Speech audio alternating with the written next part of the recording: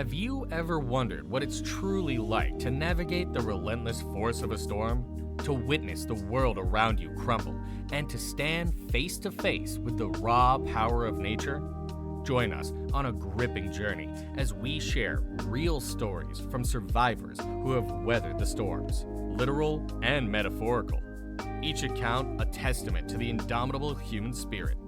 But this is not just a collection of harrowing tales. Right now, we're going beyond the forecast.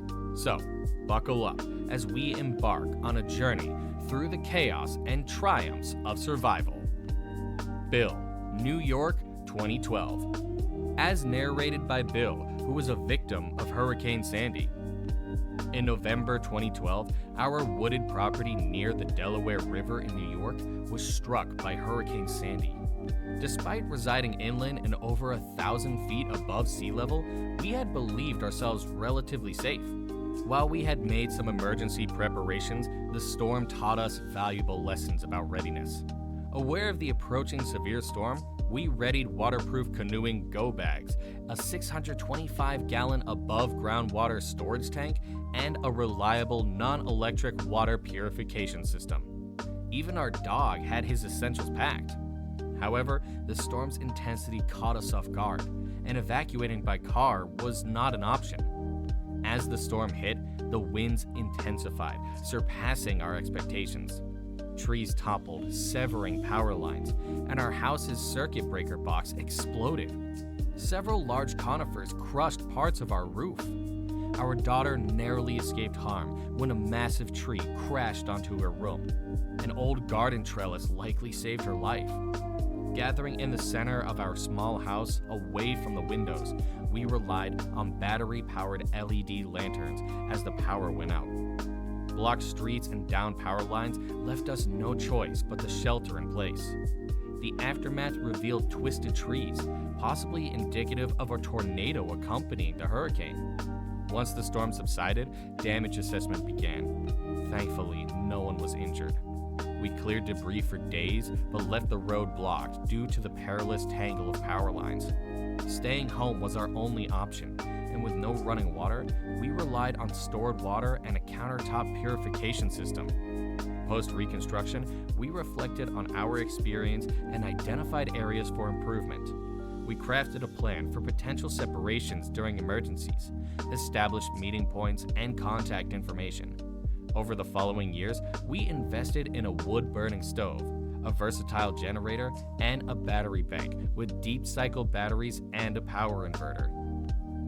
Steve, Houston, Texas, 2008. I have vivid memories of the day Hurricane Ike struck Texas and Louisiana in 2008. It was a Friday night, September 12th in Houston, Texas. At the age of 11, I, along with my parents, anxiously watched as Ike approached on the television screen. Concerned about the potential damage, my dad hurried to Walmart to secure essentials such as dry food, flashlights, and batteries. As the evening progressed, the wind intensified, reaching around 40 miles per hour by 6 p.m.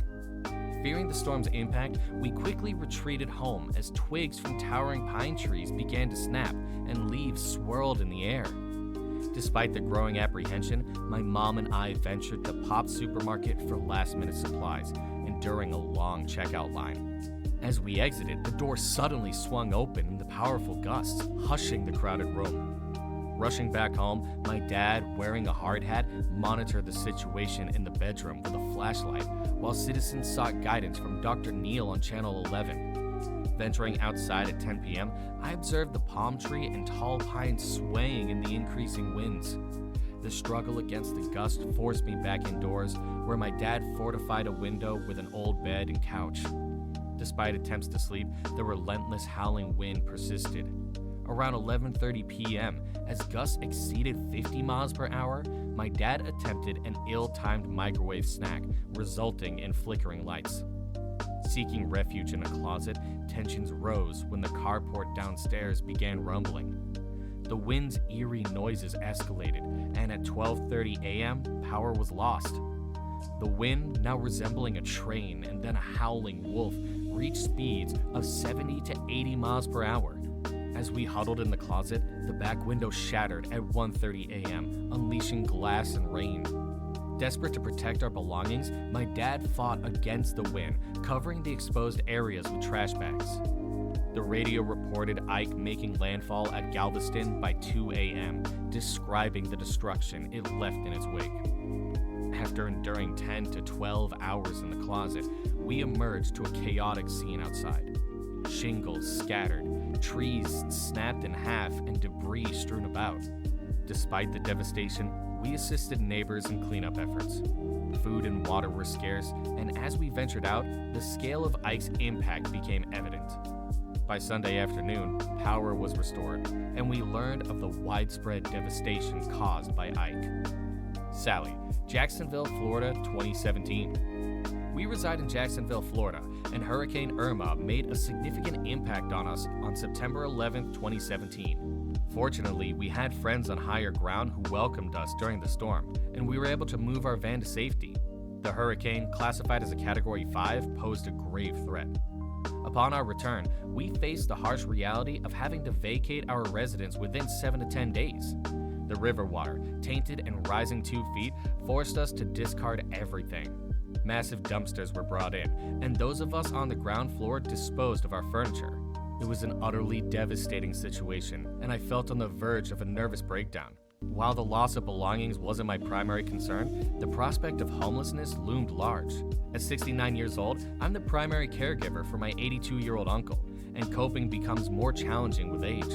Our limited support system, with most family and friends either passed away or unable to assist, brought us dangerously close to homelessness. We relocated twice and now face another move. It has been a nightmarish ordeal. Despite the challenges, we are grateful for the assistance received from FEMA and the generous contributions made by country western singers at a benefit concert. The outpouring of prayers, love, and concern from people has been deeply appreciated. There is a tentative date to move back in on July 20th, 2018. The road ahead involves extensive work, but the absence of bodily harm and loss of life allows us to see a glimmer of hope at the end of this challenging journey. Jennifer Laurie, Austin, Texas, Hurricane Odile, Cabo San Lucas, Mexico, September 2014. I had never witnessed such widespread destruction and devastation before. The eye of the storm hit around 10:30 p.m., forcing most guests, including myself, to seek shelter in the hotel ballroom. What made this storm particularly unique and caught the southern Baja Peninsula off guard was its rapid intensification and change of course.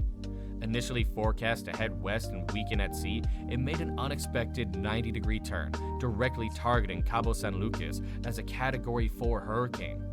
Though it landed as a Category 3, the hurricane's low millibars of pressure and reduced speed caused massive destruction. The initial forecast did not encourage evacuation, as our hotel was technically designated as a hurricane shelter for a Category 3 storm. The hotel had excellent safety procedures in place, but the unforeseen severity of the storm surprised everyone. Initially thinking we could ride it out in our room, my friends and I planned to enjoy food and wine until the power grid shut down, as per government bulletins. However, at around 8:30 p.m., violent shaking off the sliding glass doors and a palm tree portion hitting our window changed our perspective. Water was already gurgling out of the toilet, and it took 3 of us to open the hotel door due to low-pressure suction. Safely reaching the hotel ballroom, we witnessed the incredible rescue efforts of the hotel staff.